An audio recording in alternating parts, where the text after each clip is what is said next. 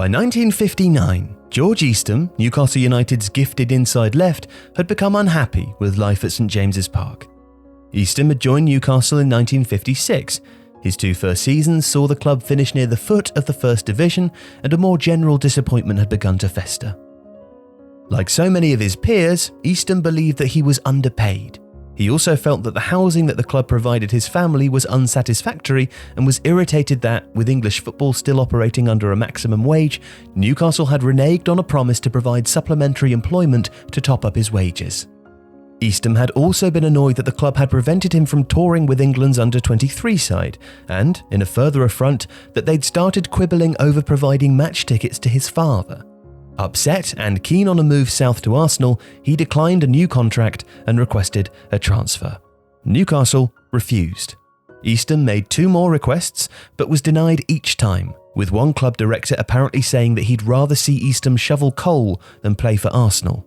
And with the Football League still governed by the retain and transfer system, that might have been the end of the matter. Retain and transfer dated back to the late 19th century. It was introduced in 1893 as a means of controlling professionalism and preventing imbalances. It meant, as all future transfer systems would, that a player could only be registered with one club at any one time, and that to move, a player needed the permission of the club holding his registration. The intention had partly been to prevent the game's talent from migrating towards the country's richest clubs. The effect, however, combined with the introduction of the Football League's maximum wage in 1901, was to create a strategy by which football's early stakeholders prevented their employment costs from rising, primarily because the retain and transfer system had a devious fine print. Unlike today, a club retained the player after the end of his contract. He was not free to move. If he refused a new contract on what the Football Association judged reasonable terms, the club was not obliged to release or even pay him.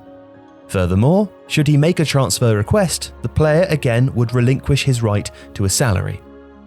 Now that was the situation in which Eastham found himself, but his response would alter the game forever. Initially, Newcastle's refusal to agree to his transfer began a 7-month standoff. In the middle of the 1959-60 season, the now unpaid Eastham went on strike. In a move which described the times and illustrated the player's plight, he took a job selling cork in Surrey and actually earned more. But the club retained his registration. He could not play football. Now the situation typified the problem with retain and transfer. As Eastham himself described in Rebels for the Cause, John Spurling's alternative history of Arsenal, our contract could bind us to a club for life. We had virtually no rights at all. A resolution of sorts came in October 1960 when Newcastle finally agreed to a sale. For a fee of £47,500, Eastham at last became an Arsenal player. At the same time, the Professional Footballers Association under the leadership of Chairman Jimmy Hill was engaged on 2 fronts. They had been in long-term opposition to the maximum wage, which was eventually abolished in 1961, but had also been lobbying for transfer market reform. The lifting of the wage cap had a positive effect, but, as recorded by Hill in his autobiography, it was decided by a player vote at a series of regional PFA meetings to continue the fight against retain and transfer. The Football League had actually promised further reform when it agreed to the end of the maximum wage in 1961, but it hadn't been forthcoming. And while Eastham was by that point an Arsenal player, he remained less than happy with Newcastle, claiming that he was still owed up to £600 in unreceived bonus payments. The PFA sensed legal opportunity, agreeing to fund Eastham's claim and use it as the pivot for a case which ultimately, in 1963, would go on all the way to the High Court.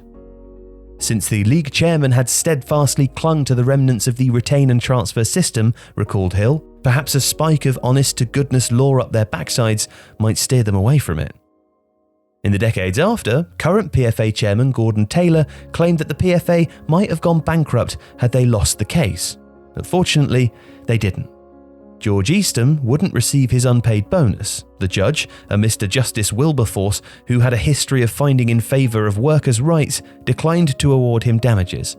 But he did agree that the transfer system was unfit for purpose. Wilberforce reasoned that any rules preventing players from joining a new club after the expiration of a contract were, in effect, a restraint of trade. As a result, the Football League was forced into a heavy dilution of retain and transfer. Tribunals were introduced to arbitrate end-of-contract situations, transfer-listed players would still be paid while they searched for new clubs, and most importantly, they would be allowed to leave for free at the end of a contract if a new one wasn't offered at equal or superior terms. Eastham enjoyed an exceptional career. He was actually a member of the England squad that won the World Cup in 1966, but this is his real legacy. He was the inadvertent author of the biggest change English football would experience until the Bosman ruling of December 1995.